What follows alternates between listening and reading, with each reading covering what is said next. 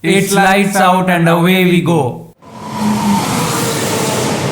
Hello everyone, welcome to our podcast. We are your hosts Harshit Das And Ashish Panda.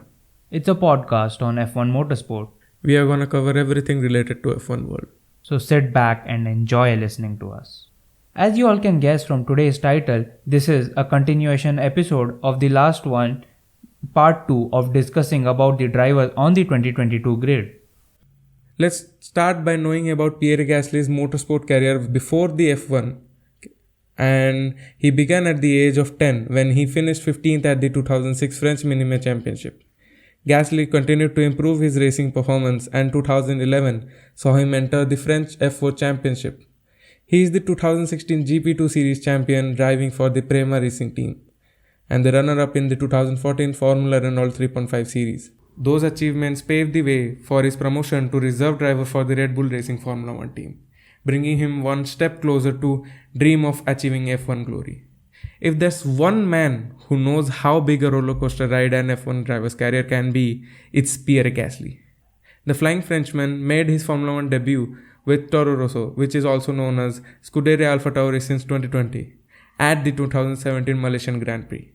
He was named a Toro Rosso driver the following year. A series of impressive 2018 performances for Toro Rosso, including a brilliant 4th place in Bahrain, showed exciting promise for what he might do with the A team in 2019. He moved to Red Bull Racing 2019 after just 21 races to replace Red Bull big gun Daniel Ricciardo. Replacing Daniel Ricciardo means he had pretty big shoes to fill, and did he do it well? Why don't you let us know? Well, if I start by talking about his career, you can say that Gasly seemed to have a knack of being in the right place at the right time, a quality that's equally handy on track. And as he got into the A team, the promise that was shown with Toro Rosso didn't last for a long time. And he quickly suffered from unfavorable comparisons with the superstar teammate Max Verstappen, which, if you remember, Harshit, also happened to Daniel Ricciardo. Yeah, definitely. Max Verstappen, he has been the star driver of the whole team, and with his father's backing, Jos Verstappen, he kind of has this unofficially fixed place in the team. So that really makes it quite challenging for the other drivers to come and immediately accommodate themselves. And I do feel that Red Bull prefers Max Verstappen over any of the junior drivers, as he got some promise and also the name attached to him. And because of that, after the summer break, he was sent back to Toro Rosso, with another young up-and-coming Alex Albon being given a shot in the senior Red Bull seat. But you can say that Gasly bounced back, as only Gasly can. In the season's remaining 9 races, he scored almost as many points as teammate Kvyat managed over the entire year and secured his best race ever, with P2 in Brazil. That trajectory continued in 2020, peaking with an emotional maiden win at the renamed AlphaTauri's team's home race in Italy, and didn't let up in 2021, when he was back on the podium and scored 110 of the squad's 142 points. The question now is, can he maintain the momentum and earn himself another shot at the Red Bull? Let's hope he has a good 2022 season. Yeah, his 2022 season shall depend on the engine that Red Bull will provide. Of course, he can push it, but the trajectory that you're talking about, it definitely requires, a good car also. And since the field will be completely shaken up in 2022, let's just hope that he gets a good car. But now if we talk about him getting another shot at Red Bull, do you think it is possible for him? Well, they seem to be getting interested in giving a seat to Gasly, but we have seen that how they treat their junior drivers, and Gasly again getting a seat and again getting mistreated by Red Bull, which will be harsh in my point. Formula 1 is just not a physical game, the mental role plays a very important role. The mind game plays a really important role. And when Pierre Gasly was shifted down to AlphaTauri, I don't think he had the same level of pressure as he was facing in Red Bull to, constantly support Max Verstappen as well as, fight for the podiums. So, since he had the lesser pressure, I think that kind of helped him out, and many suggest that since the Red Bull senior team is kind of a pressure cooker, since they are a title fighting team, Pierre Gasly just might not be able to cope up with the pressure like he did in the first time.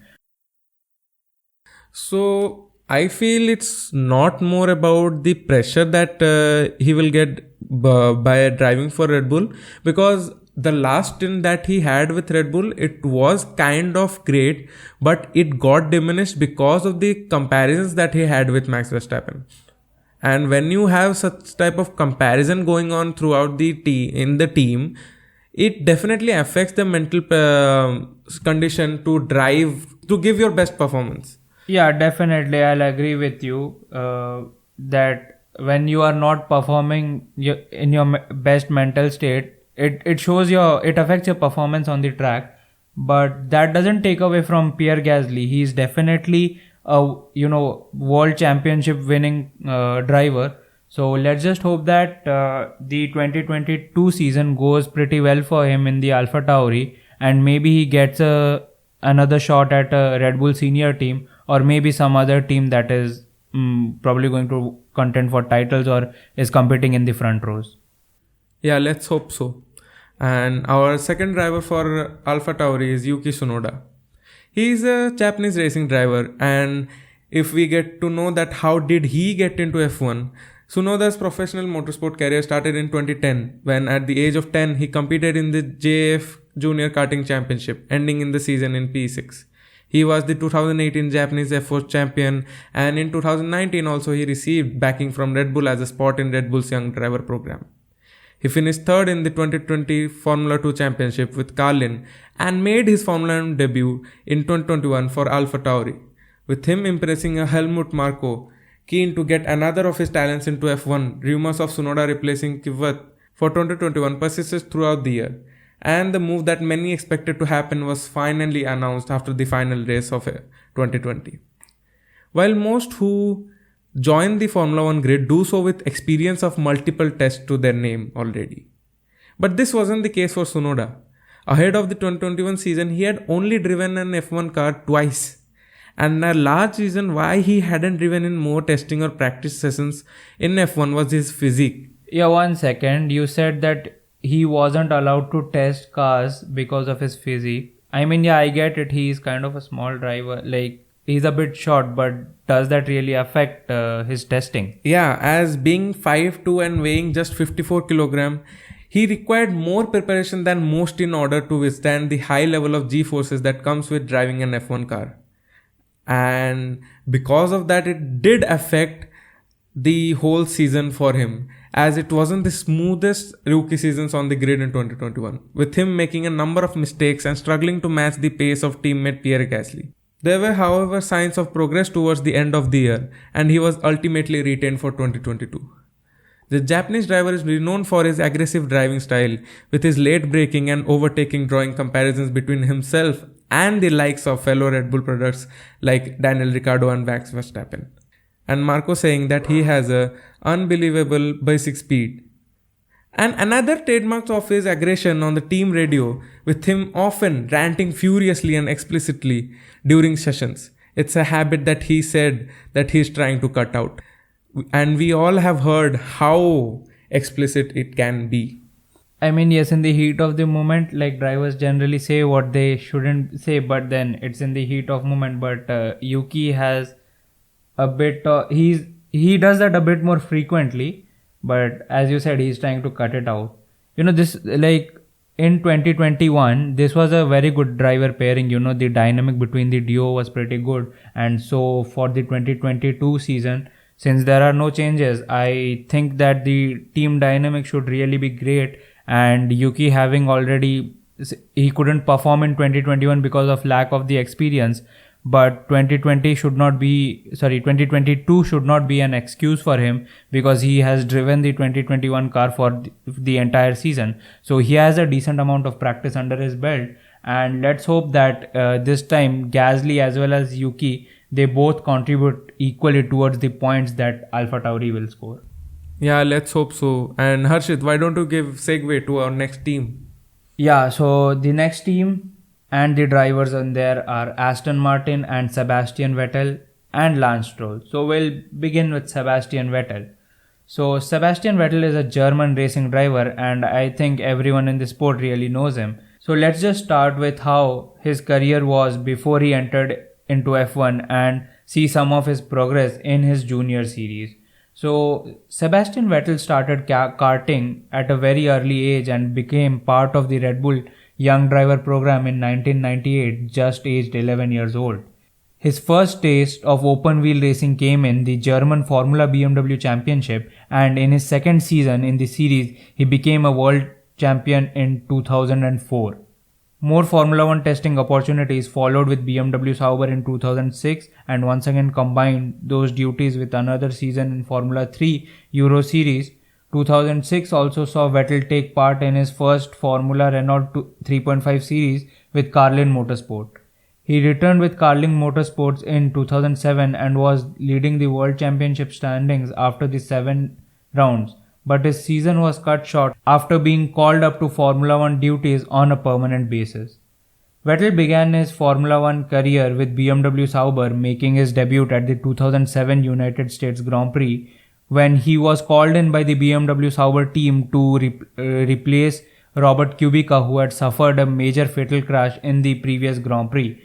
And it didn't take much time before Red Bull's Toro Rosso junior team actually signed Sebastian Vettel, and then he finally got a full-fledged drive in Formula 1 from 2008 season. So in his first full season in 2008, he was given a seat in Toro Rosso, which was really not a very powerful team. It was just a sister team of the Red Bull team, which at that time was also kind of in its development stages only.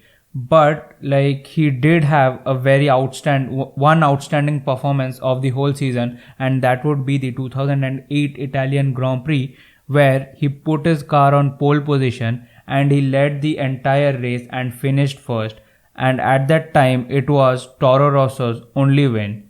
And that performance definitely sparked interest in the senior team, and hence in 2009 he was promoted to the senior team, spending 6 seasons with the team before making the move to the iconic Ferrari team ahead of the 2015 season. I think the most remarkable stint of Vettel's career would be the 2010 to 2013 season, where he was more or less, we could say, dominant in the dominant Red Bull car. So that's where he broke several records of Formula 1.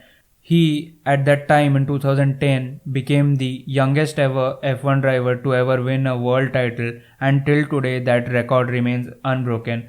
And from 2010 to 2013, he went on to win 4 consecutive world titles, and it also helped Red Bull with their teammate Mark Webber clinch 4 consecutive constructor titles as well.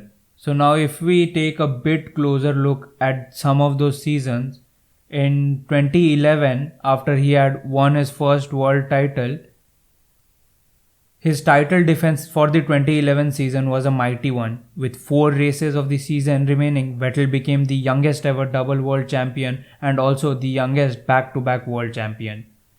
And if the race involving Vettel in 2010 was close, 2012 was even closer.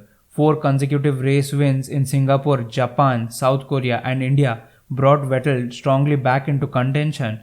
A great recovery drive from the pit lane to P3 in Abu Dhabi ensured that Vettel had a 10-point gap to old rival Alonso with 2 races left in the season.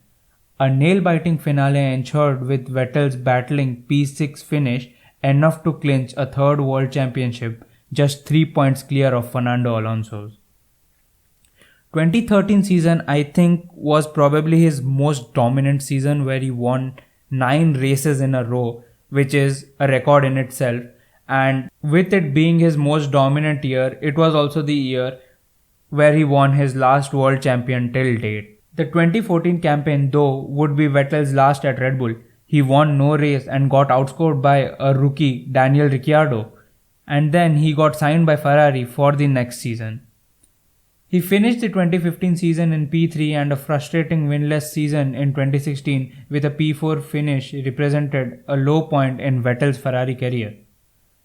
There was somewhat of a Vettel resurgence in both 2017 and 2018 where he battled out for the title with Lewis Hamilton, but then in the end Lewis Hamilton somehow managed to beat him in both the years. Shades of 2014 returned though in 2019 as Vettel was once again challenged and beaten by a new and relatively inexperienced teammate in the form of Charles Leclerc. And as it turns out, that was merely the beginning of declining as Ferrari confirmed Vettel's days were numbered by stating that his contract wouldn't be renewed for 2021 season before the 2020 season had even started. On track, the results were also dismal for Vettel, who regularly struggled to get anywhere near his teammate Leclerc in the underpowered SF1000, even hinting at times that the Scuderia were giving him an inferior machinery. 2020 season was probably the worst for him, where with a P13 finish overall. Why do you think this whole downfall happened in Vettel's career after 2013? After 2013, first of all, we have to consider the Red Bull machinery also. It wasn't really a great machinery like compared to the 2013 car that he had gotten. But like this is a trend, like if you see in 2014, he got beaten by his younger teammate. And the same thing happened in 2019. So maybe it's something we could say either a coincidence or maybe just he doesn't like being challenged by a younger teammate. Vettel though opted against retirement and instead signed with the Aston Martin team for 2021 as the team searched for some star power to aid their return to the sport. It wasn't the dream first season in the green for the German as the regulations caused the team to drop down the pecking order from the top to bottom, and it took them quite a while to start stabilizing. But despite that, it's fair to say that he hadn't quite managed to get on his back and his best in 2021, finishing behind the Canadian more often than not on a race day. Although he was definitely the stronger qualifier. So, do you think after 2013 his prime is declining?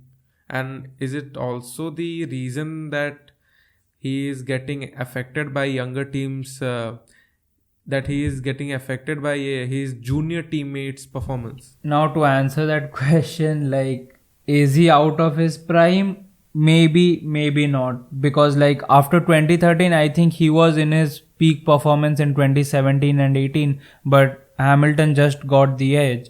So currently, if I were to say based on his performances in the 2020 season and 2021 season, I would say we could say that he is off his prime, but if provided with a front field car, he can definitely complete his career on a winning note.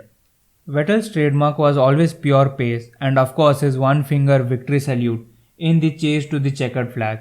He likes to lead from the front and just like his hero Michael Schumacher. Along with his 4 world titles, he can boast for more than 50 pole positions and race victories, ranking him statistically above many of the biggest names in the history of F1. It was nice to know about one of the greatest drivers of Formula 1. But let's get to our next driver, whom I consider is born with a golden spoon. Well, born with a golden spoon, at least for F1, that's definitely true. The next driver on the list is Lance Stroll. So Lance Stroll is a Canadian-Belgian racing driver racing under the Canadian flag. So he began his career in native Canada and across the United States at the age of 10, but really began to make a name for himself in 2014. He won the inaugural F4 championship with Prema Power team, and Stroll was firmly embedded within the Ferrari driving academy at this stage, and his stock continued to rise till in 2015 when he emerged victorious in the Toyota Racing Series with M2 competition, and another title followed with Prema Power team again in 2016 as he won the Formula 3 European Championship in dominant style. His latest championship win also coincided in becoming a development driver at Williams, and backed by his father's considerable wealth, he was able to completely bypass the next logical step, Formula 2, and he became a fully fledged Formula 1 driver. Well, this was not supposed to happen, but since he was a F3 champion, I mean, you could have expected him to cope up with the F1, so I think he didn't feel like taking Formula 2 and just kept to Formula 1. But isn't that unfair sometimes that he just skipped Formula 2 while some of the younger compatriots that come in his generation have fought in the Formula 2 and come to the F1? I mean, nowhere does the rule book mandate that you need to compete in the F2 series. I think at that point, at least, it was not mandatory. Like, you just need to have enough points for the super license. So, but if we'll take a look at Max Verstappen also, he in also some way managed to skip Formula 2. So, even though he skipped his Formula 2, let's see how it all turned out when he entered F1. Stroll made his F1 debut at the 2017 Australian Grand Prix after signing for the Williams team, claiming first podium of his career that year at the Azerbaijan Grand Prix, finishing P3. Stroll also competed in endurance racing, taking part in the 24 Hours of Daytona in 2016 and 2018. 2018 proved a difficult year for Stroll as rookie errors and Williams' serious lack of pace left him struggling to compete. He would score only 6 points. He would be confirmed as the driver for the new Racing Point team alongside Sergio Perez for the 2019 season. And at this point, his dad, Lawrence Stroll, owned the team, so a seat for him in a new team wasn't really difficult. While 2020 was his best scoring campaign till date with 75 points, even if he was comfortably second best to Sergio Perez, thanks to Racing Point's pink Mercedes in 2020. There is no such thing as too much or too soon for Stroll. A teenage sensation with a good wet weather race driving capability, he manages to keep his machinery on track even on wet weather. The Canadian loves to make up places on the opening lap and fight for points. But Stroll often draws a negative reaction from F1 fans who feel that he is yet to show that he deserves this seat through the talent alone. The biggest test of Stroll's career arrived in 2021 alongside four-time world champion Sebastian Vettel at Aston Martin, a challenge which by and large he handled well. The driver championship standings were though an improvement for Stroll, who had ended the season only 9 points behind the four-time world champion. The kid definitely has the potential and he is slowly showing it, but he needs to get out of his father's shadow in order to excel and prove a point. Truly. And well, on to our next team with some of the young and interesting drivers. Well, our next team is Williams and their drivers are Alex Albon and Nicholas Latifi. First driver, Alex Albon. He is a Thai-British racing driver after becoming part of the Red Bull Junior team in 2012. He was promoted to open-wheel cars for the 2012 Euro Cup Formula Renault 2.0 season. He spent 3 years in the series and finished third in the 2014 championship. He moved to the FIA Formula 3 European Championship in 2015, where he finished 7th.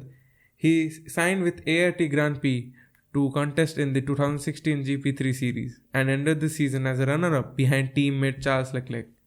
In 2017, he moved up to the FIA F2 Championships with ART, where he finished his maiden year 10th in the standings. He then switched to Dam's team for 2018, winning 4 races and finishing third in the championship. He made his Formula 1 debut in 2019 with Toro Rosso alongside Daniel Kvyat. After 12 races, Albon was promoted to Red Bull Racing, partnering Max Verstappen and replacing Pierre Gasly. And you can see that this is the same reason what happened with Pierre Gasly and Alex Albon got into Red Bull. He took his first podium finish and the first Thai driver at the 2020 Tuscan Grand Prix. After 2 seasons, Albon was demoted to reserve and test driver duties for Red Bull after losing his race seat to Sergio Perez. However, the 2-time podium finisher has been pushing for a racing return outside the Red Bull family for several months, after it became clear a seat at the works team or AlphaTauri wasn't possible. Williams were keen on his experience and speed, that's why they signed him for 2022. Maybe he can prove his potential here as Christian Horner has confirmed that he has a secured place in 2023. Then our next driver, Nicholas Latifi. He is a Canadian Formula 1 racing driver. He spent the first 3 years of his early career in karting, where before making Formula 3 his first home. He began in the Italian Formula 3 Championship with Target Racing, claiming 1 victory on his way to P7 in the overall standings. then represented Carling Racing a year later in the Formula 3 European Championship and British Formula 3 Championship, finishing P5 in the latter competition. Latifi then switched to the Prima Power team in 2014 but was only classified P10 whilst teammate Esteban Ocon won the Formula 3 European Championship. He also made appearances in the Formula Renault 3.5 Series, GP2 Series and the Porsche Carrera Cup GP. The Formula Renault 3.5 Series was Latifi's next main focus in 2015, racing for Arden Motorsport. He would then spend the next 4 seasons with Dams in the level below Formula 1 GP2 and under his new moniker Formula 2. He showed his ability to win races in both 2017 and 2018 before launching a full assault on the title in 2019. He fell just short though, finishing runner-up behind Nick De Vries, winning 4 races and finished on the podium a further 4 times, securing P2 in the standings. As he continued to ply his trade in Formula 2, he also started making moves within Formula 1 circles. He was a test driver for Renault and Force India before finally landing on his feet at Williams as he became a full-time reserve driver, competing in 6 FP1 sessions throughout the season. Following his strong season, Latifi was confirmed as a Williams driver to race alongside George Russell for the 2020 Formula 1 season. The Canadian proved his worth to Williams before the season began though, bringing several sponsors with him to the team after they had lost major backers Unilever and Polish oil company Orlen. Through him and his father, Williams signed new sponsorship deals with the Royal Bank of Canada, Sofina Foods and Lavazza. The fact that he brought so much money to the team led to many claiming that he was a paid driver. But once the racing got underway, he immediately proved that he was ready for the step up, avoiding various incidents and making no mistakes to finish in P11 in his first race in Austria. But what's your opinion, Harshit, about the term that he was considered as a paid driver? Paid driver, I could see why people call him paid driver. Paying your way. He definitely paid huge amount of money, bringing in sponsors. But at that point, if we're just to see his performance, he had finished runner-up in Formula 2 series. So it's not like that he had no talent. He definitely had the talent. He was a runner-up in Formula 2 series. So I think just badgering him with a paid driver was not right. But then later on with his performance in Formula 1 against his teammate, you could still call him a paid driver. After seeing his performances in Formula 1. Yeah, true that he did show promise in Formula 3 and Formula 2. But as soon as he got into the rookie season that I am going to talk about, while he failed to score points in his rookie year on the grid and comprehensively beaten by his teammate on Saturdays, he did show some signs of promise, particularly on race days. The highlights of his first year included 3 P11 finishes in Austria, Monza and Imola, with the Canadian himself selecting the latter 2 as his races of the year. Given he was driving the slowest car on the grid, he was widely praised for his performance in them. Latifi, meanwhile, has stepped up his game, with Williams pleased with his growth and improving performance relative to outgoing teammate George Russell, and thus they were keen to continue with him for 2021. The 2021 season was a slow burner for Latifi, but once he truly clicked with the FW43B, he began delivering the best performances of his F1 career. Although Latifi couldn't maintain the same throughout the last season, his performance level generally grew much closer to Russell's during the second half of the campaign, impressing Williams enough to retain for 2022, with Alex Albon arriving as his new teammate. He bettered Russell again in qualifying for the season-ending Abu Dhabi Grand Prix, though his race would end in the wall as he battled Mick Schumacher in the closing stages. That crash triggered a controversial sequence of events which ended in Max Verstappen being crowned world champion, with Latifi later revealing that he had received death threats online. And Harshit, we have discussed about this controversial part in our last episode. Do you want to add something about it? Yes, it definitely led to a lot of controversy, but he really didn't do anything wrong. He was just peacefully battling it out with a Haas, and things happen in racing. It was a racing incident, and I don't know why people just lashed out at him so hard and sending death threats. That's not really good. Truly. So Harshit, what's our next team? So now moving on to the next team and our next set of drivers, it is Valtteri Bottas and Guan Yu Zhou. Valtteri Bottas Well, he's a Finnish racing driver, and he was a part of Mercedes, the top team in F1 since 2017 till 2021, where he scored 10 race wins and 67 podiums before he finally made a move to Alfa Romeo for the 2021 season. So let's have a look at his career before he entered Formula 1. So Bottas began his Formula 1 journey in karting at the age of 6, winning various championships, spending 7 years in Finland national karting squad and competing in the Karting World Cup in 2005.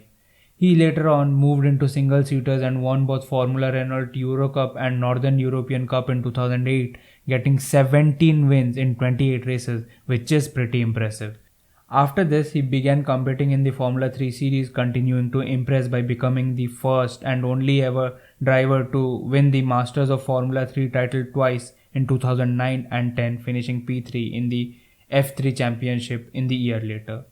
This earned him a move to GP3, where he went on to win the 2011 championship with Lotus ART, winning 4 times in the last 4 races of the season. At the same time, he also joined the Formula 1 paddock, becoming Williams' test driver, and opted not to compete in any championships in 2012 in order to fully focus his role as the team's reserve. This decision paid off, and he impressed enough to be given a seat for the 2013 season. After being the team's test driver in 2012, Bottas was given a full-time race seat at Williams in 2013, and in a car not quick enough to fight for points, the Finn impressed nonetheless with the highlight qualifying P3 at the Canadian Grand Prix. He scored his first points in the penultimate race of the season, where he finished P8 in Austin, ensuring he came in P17 in the World Championship, 3 points ahead of his teammate Pastor Maldonado. In 2014, he was given a far better car and made most of it, as he ended P4 in the championship with 186 points. 2015 saw him beating his teammate Felipe Massa for the second season straight with 136 points and P5 finish in the championship. Compared to his previous years, 2016 proved to be disappointing one for Bottas. However, his driving was still good enough to earn himself a dream move to the Mercedes team. So he debuted for the Mercedes team in 2017 after the retirement of Rosberg, and he had some big shoes to fill. It took him just 4 races to use it against and get his first ever win, as he fought off the Ferrari of Sebastian Vettel to stand on the top step of the podium. While he didn't have the pace to beat the German or his fellow Silver Arrow teammate Lewis Hamilton over the course of the season, he still ended the campaign with 3 wins, 4 pole positions, 13 podiums and 305 points. 2018 wasn't that good for him. He drew criticism from many for his safe, risk-free driving style. Mercedes, though, elected to ignore the critics and give Bottas a new contract, easing the pressure on the Finnish driver, who ended P5 in the season, 161 points behind Lewis Hamilton. He rewarded Mercedes for the faith that they showed him by achieving his most successful season till date, that was the 2019 season. The season gave Bottas his best ever points to a total of 326 and a first ever top 2 finish in the championship. This success was repeated again in 2020, with the team providing both of its drivers a very dominant car. Questions were truly asked about the Finn when Williams' George Russell stepped in for Lewis Hamilton and outshone Bottas in the Sakir Grand Prix, sparking discussions that the Brit should have had the seat. But Mercedes continued to back Bottas for the one last time for the 2021 season. 2021 was a bit difficult for Mercedes, as their cars were affected by the aerodynamic rule changes, but Bottas was doing enough to keep Mercedes very much in the constructors' title hunt, even though a bid for his own driver's title never looked materializing, while Hamilton and Verstappen set about constructing an all-time classic title battle. Renowned for his composed driving style and his cool head under pressure, the Finn has forged a reputation as one of the best drivers on the grid, being quicker than most on his day and rarely making costly mistakes. Hamilton hailed Bottas as his best teammate he had ever had in Formula 1, but in the end that praise did not save Bottas, with the Finn switch to Alfa Romeo for the following season that was announced in September last year. For the final few races of the 2021 season, where Bottas had to play the proper team role and try and help Hamilton as much as he could, he really didn't feel like he was trying his best to help Hamilton, but nonetheless he did help Mercedes bag another constructor titles, putting their tally to 8 consecutive, and him helping the team achieve a total of 5 constructors titles. What do you think about the trust that was put in Bottas, but that trust diminished? And that's why Mercedes is going to give a chance to George Russell. But do you think that Mercedes could have put in their trust in Bottas for some more time, and maybe he would have been a much better driver for them? I mean, like, if Mercedes had to put in their trust, they should have probably done that earlier. All the 5 years that he has been with the team, he has just been getting yearly contracts instead of, getting 2 to 3 years at a time. And at this stage, when they have already assessed George Russell's performance, I think the team looked forward to its future. Like Bottas, no offense to him, but he is better off as a very good and supportive and strong teammate. But they were really looking for a driver that would carry on. Like if you look at other top running teams like McLaren and Ferrari, they have their younger star drivers in the forms of Lando Norris and Charles Leclerc. So Mercedes had to respond with that, and so they had to sign George Russell. But do you think those 1-year contracts were because they didn't have a young driver who was ready to compete alongside Lewis Hamilton? But this year George Russell was ready, and that's why they just let go of Bottas. Well, I'm not really sure what goes around the Mercedes office, but I think initially they didn't really have any other replacement. So at that time, if they would have given him a 2 to 3 year contract, maybe they would have gotten better results. But nonetheless, since he has helped Mercedes clinch all those 5 titles since his beginning of the stint at Mercedes from 2017 to 2021. So technically speaking, he has done his part for the team.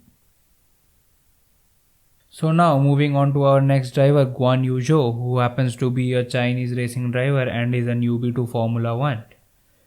He is due to compete in Formula 1 as an Alfa Romeo racing driver in the 2022 Formula 1 World Championship. He happens to be the first Chinese driver to have gotten a proper 1-year contract to compete over a full season. So since he hasn't had any races in Formula 1, we shall take a look at his career, what that made him get his seat in Formula 1. So he started his single-seater career in 2015 competing in the Italian F4 Championship and ADAC Formula 4 with Prema Racing. After finding success in the Italian F4 Championship, he moved to the European Formula 3 Championship with Motor Park in 2016 and Prema Racing in 2017 and 18. He was a member of the Ferrari Driver Academy from 2014 to 18 and served as the development driver for Formula E in 2018. He competed in the FIA Formula 2 World Championship for Univitosi Racing Team from 2019 to 2021. He finished the 2019 season as the best rookie in the field, third in the standings, and hence became the inaugural winner of the Antoine Hubert Award. In 2020, Zhou finally claimed his maiden F2 victory at the 2020 Sochi sprint race. He is a part of the Alpine Driver Academy and served as a test driver for Renault F1 team and the Alpine F1 team in 2020 and 2021 respectively.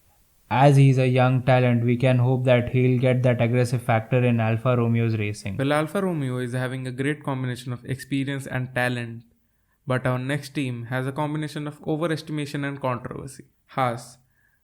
Our next team is Haas. It's 2 drivers, Mick Schumacher and Nikita Mazapin. So, on to our first driver, Mick Schumacher. He is a German racing driver. He started his motorsport career in karting at the age of 9 and stayed there for 6 years. He was handed a full-time drive in the ADAC F4 series for the 2015 season with Van Amersfoort Racing. Competing in the ADAC and Italian F4 championships for Prema, he won a total of 10 races over the course of the year and finished as runner-up in both standings. Impressed by his performances, Prema opted to give him a Formula 3 seat for 2017. In 2018, he formed the Formula 3 or European Championship the previous year. He was rewarded not only with a title but also with a Formula 2 seat by the Prema team for 2019 and became a member of Ferrari's Drivers Academy, which is a very big deal as his father has been the legend for this team. Like in F3, he wasn't hugely successful in his rookie season. While there were glimpses of his talent, he failed to provide them on a regular basis and again finished the season down in P12. There were question marks over his ability following this, but they had gone away by the end of 2020. That year, he won the F2 championship, taking 2 victories and 8 podiums. As a member of the Ferrari Academy with a F2 title to his name, he was widely expected to be given a seat on the F1 grid for 2021. And while it initially looked as if he would join Alfa Romeo because he was part of the Ferrari Driver Academy, but at the start of December in 2020, it was announced that he has signed a multi-year contract with Haas. For the 2021 season, Mick failed to score any points in the races, with his highest race finishing 12th at the Hungarian GP. He managed to get into Q2 twice, but was the driver which gave his team the biggest bill for repairing damages after crashes, a grand total of 4 million euros. He will be there until the end of 2022 at the least. After that, he will be hoping for a seat at Ferrari as he is already a reserve driver for them.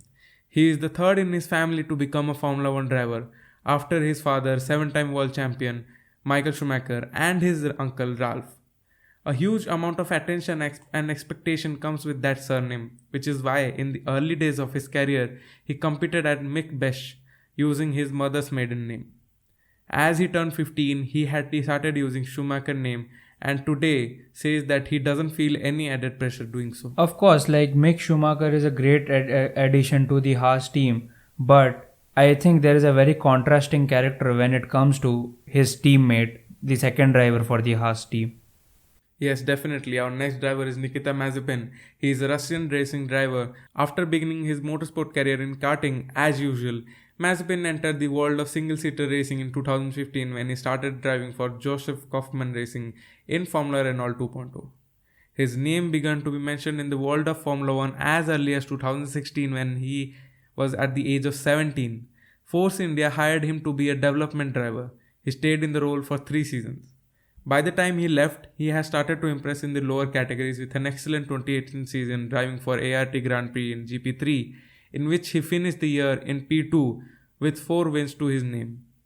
He then moved up to Formula 2 and after struggling in his first year, enjoyed a largely successful second, winning 2 races, getting 6 podiums and finishing the season in P5.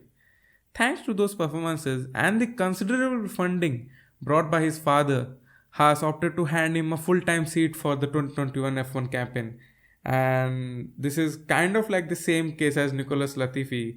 Yeah, except in this case, his dad, I could say that he partly owned the team. The livery got changed from the traditional black and red to a semi-Russian flag themed. And so, yeah, like it was more or less his dad controlling the whole team. Yeah, we can say that Russian influence definitely changes everything in every field. However, his time on the grid was almost over before it began, as video posted on his social media of him groping a woman caused widespread calls for the American team to drop him. And Harshit, do you want to add something to this, because this was a very controversial incident? Yeah, definitely. If you are a upcoming Formula 1 driver, whatever you do in your personal life, you should try to keep it secluded from your social media. So what he did was quite wrongful, but then he later on, I think he went ahead and apologized for his unacceptable behavior. But don't you think this is also the result of the being a son of the wealthy father? I mean, yes, like had he done it all in private, no one would have asked anything. But then he posted it on social media, and that on top of him paying for his seat in Formula 1 angered all the F1 fans around the world. It wasn't the first time he had caused controversy, with punching Callum Millett in Formula 3 and picking up various penalties for on-track incidents. He was almost running over Yuki Sunoda in Formula 3. Ultimately though, with his billionaire father supplying the team with a huge amount of money, Haas opted to keep him and told him that he needed to grow up during his first year on the grid. Sadly, Mazepin became Mazepin thanks to the several early season spins in the Haas, and though they dried up, the name seemed to stick with him. The fact that he had worked with an F1 team and driven F1 cars on a number of occasions was a factor in Haas' decision to sign him as a full-time driver at the end of 2020, as was the considerable funding that he brings. In his debut F1 season, Mazepin stuck at the back of the pack, but more worryingly for him, his pace in the early rounds was comfortably adrift of fellow rookie teammate Mick Schumacher. Car issues have been persistent for Mazepin, as initially there was no new car for 2021 by Haas. Then he faced slower pace, which he reasoned was due to heavier chassis. A new chassis was funded by his father, which did improve his performance comparing to Mick Schumacher, but that got damaged again before the Qatar Grand Prix and his performance diminished. He missed his last race, that's the Abu Dhabi Grand Prix, due to COVID-19. Mazepin also had his fair share of spats with Schumacher, mainly stemming from Haas's policy of rotating track positions between the drivers when it came to flying laps in qualifying. Schumacher was also highly critical of Mazepin at the Dutch GP, accusing him of trying to put himself and the other drivers in the wall. Prior to the Mazepin had received a 5-second time penalty for colliding with Schumacher at Monza. P14 at the Azerbaijan Grand Prix was Mazepin's best result for the season, who actually ended the season P21 in a 20-driver championship. Nonetheless, Mazepin and Schumacher both continued with Haas for the 2022 season. So that was all it for today's episode, and we hope to see you in the next one. Meet you in the next episode.